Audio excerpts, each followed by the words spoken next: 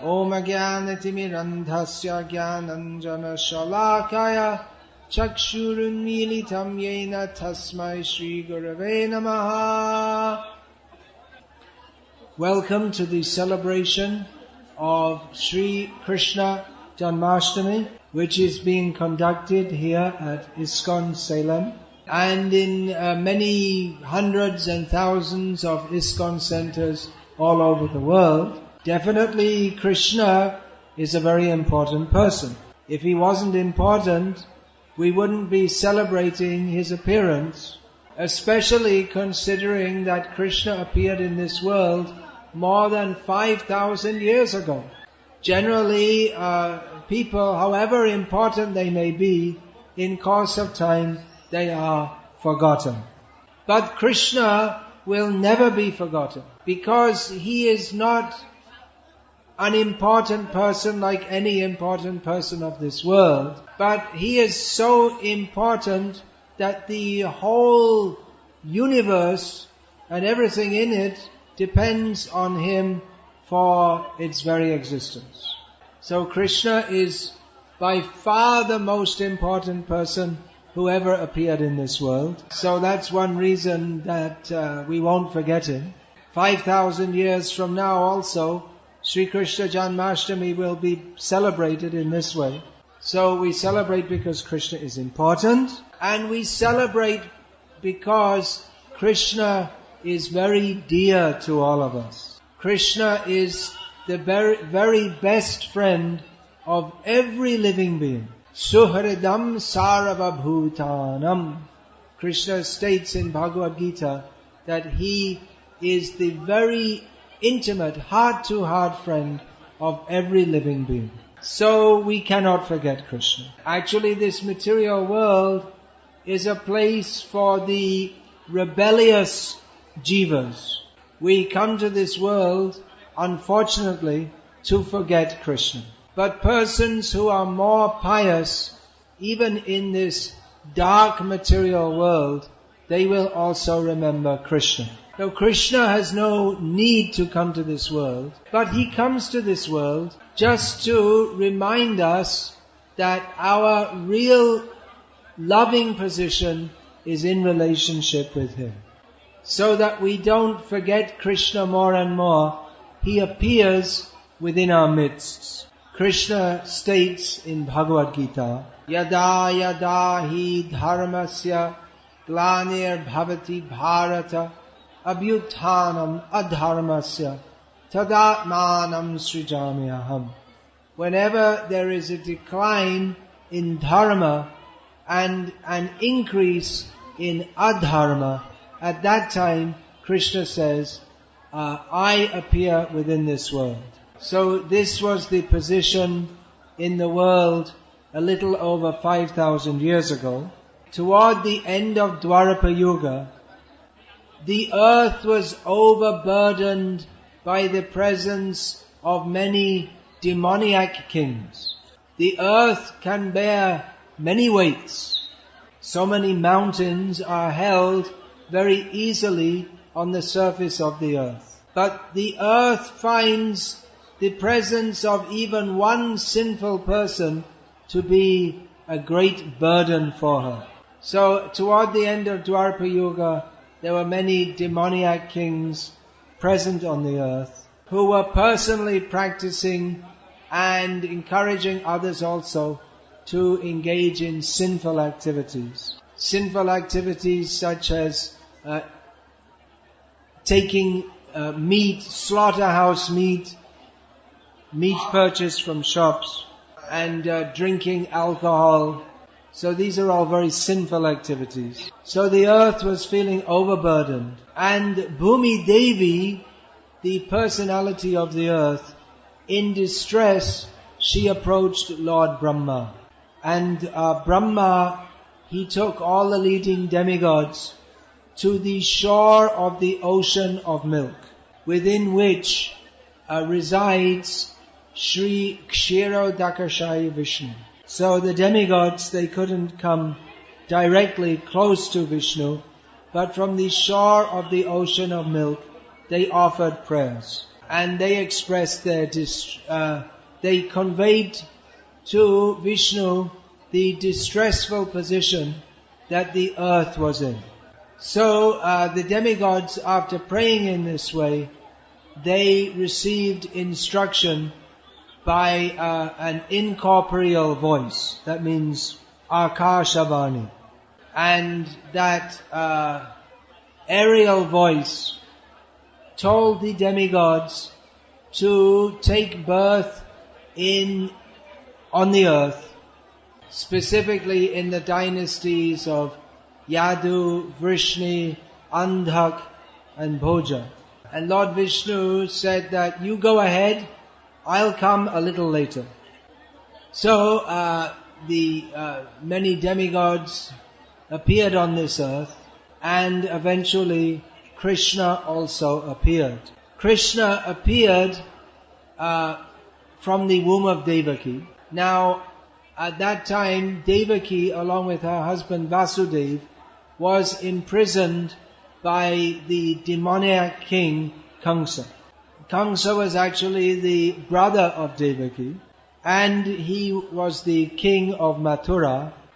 Some years before, Krsna had been driving the chariot on the occasion of the marriage of Vasudeva with Devaki, when again an incorporeal voice spoke to Krsna and said to him that, Krsna, you are such a fool. You are driving your sister on the occasion of her wedding, but you do not know that the cause of your death is to be born from her womb. The 8th son of Devaki will kill you. So hearing this, Krsna immediately stopped driving the chariot, and although up until this time he had been showing affection to his sister, he forgot all the affection. With his left hand he grabbed her by the hair, and with his right hand he unsheathed his sword and raised it ready to decapitate Devaki. At this point Vasudeva intervened. Vasudeva was also of Kshatriya stock, but he knew that he was not a match in fighting for Krsna. So instead of trying to fight with Krsna, Vasudeva tried to placate him. And Vasudeva said to Krsna that just hold on there, don't kill your sister. It's a most heinous activity to kill your own sister, especially on the auspicious occasion of her marriage. If you perform such a heinous activity, then you will have to suffer the reactions for that, and you will always be remembered in history as a most cruel person. Vasudeva continued, and he said that anyway there's no immediate threat. It's not Devaki who's going to kill you, but the 8th son of Devaki. So it'll take a little time for her to have so many sons. So kindly release her now, and I promise that I will deliver all of my sons born by her to you, so that you can do the needful according to your own estimation. Now it might seem very strange that Vasudeva offered his sons to Krsna, who it might be expected would kill them. But Vasudeva thought that let's avert the immediate danger and we'll see what to do later on. So Krsna agreed to Vasudeva's proposal. Even though he was a great demon, he had faith in the word of Vasudeva. Vasudeva's character was so pure that even the great demon Krsna trusted Vasudeva. That even though Vasudeva had promised to give his sons to Krsna to be dealt with Kamsa had no doubt that Vasudeva would not fail to fulfill his promise. So in this way Kamsa was pacified, and Vasudeva and Devaki were released. They went on, and after a year or so, Vasudeva came and presented his newborn son to Kamsa. And Kamsa said that, well, anyway, the first son is not predicted to do me any harm. So why should I unnecessarily become hated by others for performing such a cruel act as killing my newborn nephew? So Kamsa, he said to Vasudeva, all right, you take your son back. You can bring me your 8th son. So at this point, Narada came to visit Kamsa. And Narada performed an activity which might seem very strange. He told Kamsa that your enemies, the demigods, have taken birth in the dynasties in this area who you are ruling. And their intention, Narad said, is obviously to overthrow you and kill you. And Narad told Kamsa that especially you better be wary of the members of the Yadu dynasty. So hearing this, Kamsa became concerned, and he became inimical specifically to the members of the Yadu dynasty.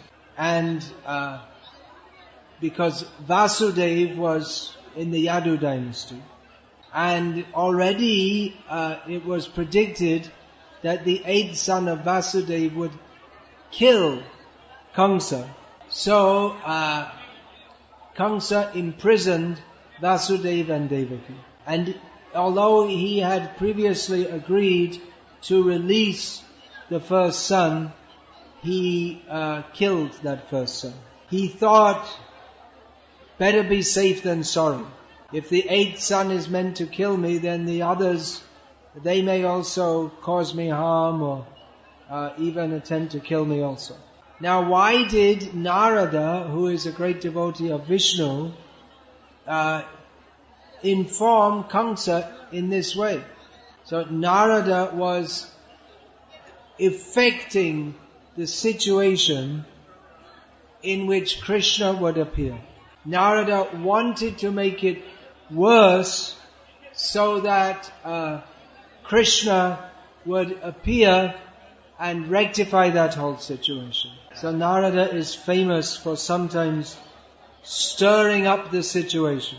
But actually, this killing, what happened, then each year or so, Devaki gave birth to another son.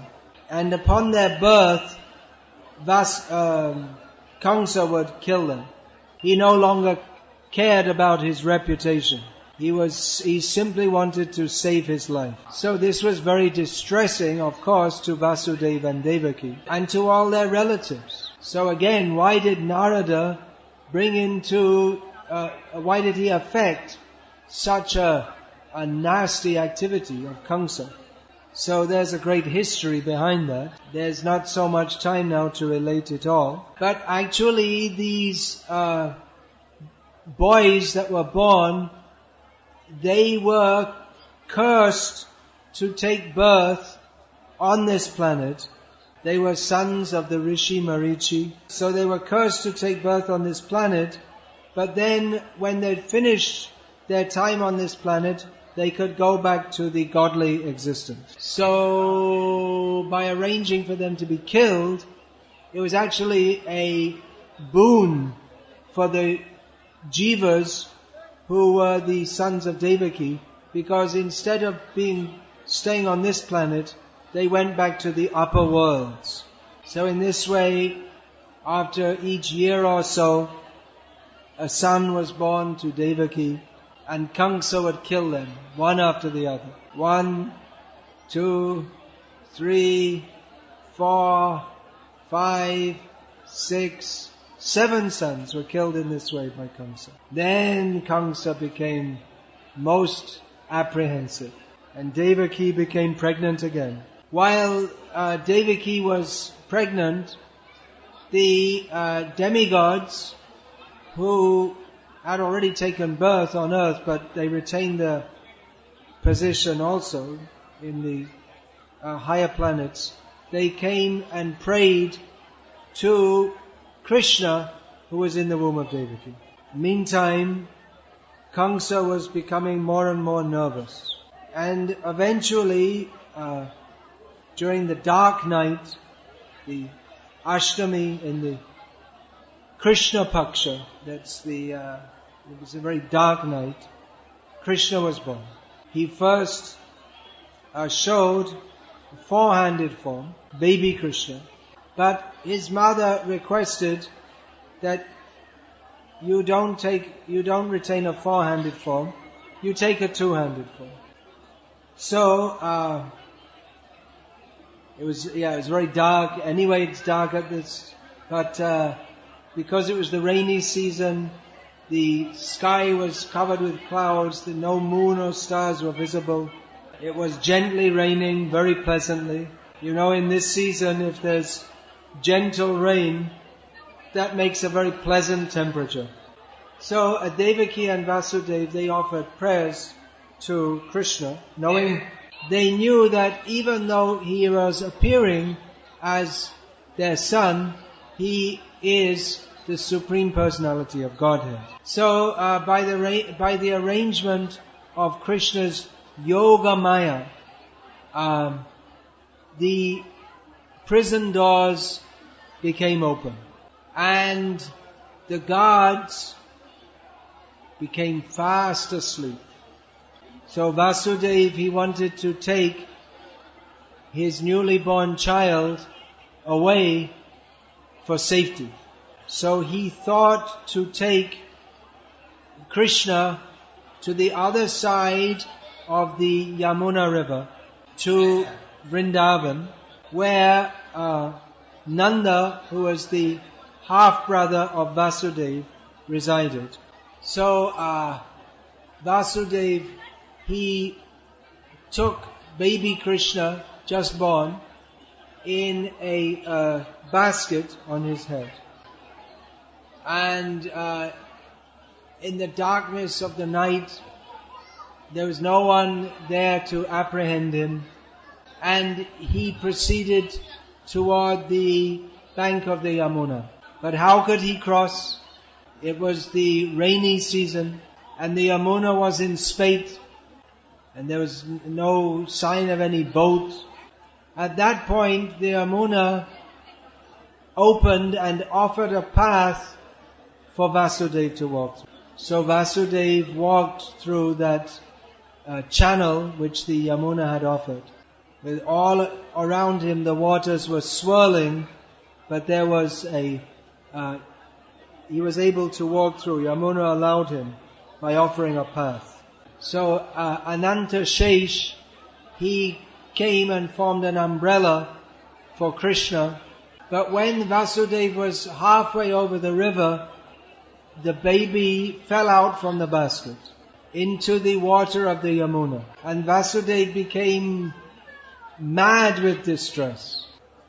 That his child, who he was making so much endeavor to save, has now fallen in the swirling waters of the Yamuna. But after some time, Vasudeva saw that the child had come to the surface of the water just next to where Vasudeva was. And the child Krishna was unharmed. So Vasudeva lovingly picked up his child and again placed him in the basket. Actually, the Yamuna, she wanted to just play with Krishna for a little time. So Vasudeva proceeded in the dark of the night and eventually reached Gokul, no, Braja Gokul, where Nanda Maharaj's house was. And it so happened that Nanda Maharaj's wife, Yashoda, she had also given birth to a child that same very night. And she was lying in the Prasuti Ghar, whatever that's called, in the place where they give birth. And she was just exhausted from giving birth, and she was asleep. And the child was there, lying, her daughter was lying there. So, Vasudeva deftly put down his boy and took out the girl child, and without waiting to speak with anyone, he hurried back to Mathura. Now it might seem very cruel that Vasudeva was taking the girl child at the risk of her being killed by Kamsa. But he did so to save his own child, who was Krishna. And no one can be more important than Krishna. So there was nothing wrong in him doing so. So anyway, Vasudeva went back to the prison, and by Yoga Maya's arrangement, the doors locked again, and the chains by which Vasudeva and Devaki were tied up, which they'd become released from, they again came on their ankles. And the next morning, the news came that the 8th child of Devaki has been born. It was expected to be the 8th son. But when Kamsa came rushing in with the intention to kill the 8th son of Devaki, he saw that actually it's a daughter. Devaki pleaded with Kamsa that please spare this child. You've killed so many of my sons. This is, anyway, you're supposed to be killed by my 8th son, and this is a daughter. But Kamsa was heartless. He picked up that baby girl and held her above a big stone, threw her down with full force. But the child, instead of falling down and smashing on the rock, she ascended to the sky. And then she showed her original form, which is that of Durga. And she chastised Kamsa and said that, you see, you're such a rascal. You don't know that the child who is destined to kill you is already born elsewhere. So Kamsa failed in his attempt to kill that child. And he also came to know that the child who was to kill him is already born elsewhere. And seeing this divine intervention on behalf of Vasudeva and Devaki, Kamsa became very respectful to them. And he released them, and he said, just see, you see, even the gods, they lie. I was told that the gods told me previously that the 8th son of Devaki would kill me, but now I'm told that the child destined to kill me is already born elsewhere. So he released Vasudeva and Devaki and said, you please forgive me for killing all your sons. It's not a very small thing to kill someone's sons. But he asked forgiveness and said, well, these things happen. I was misled. Then he called a council of ministers and said that the child destined to kill me is already born elsewhere. So what should we do to counteract this menace? So Kamsa was an asura, and all his ministers were asuras. So naturally they gave him demoniac advice, and they recommended to him a policy of sending out soldiers throughout the whole of the area and killing all the newborn children. By the arrangement of Yoga Maya, somehow they never came to Vraja, these killers of Kamsa, deputed by Kamsa.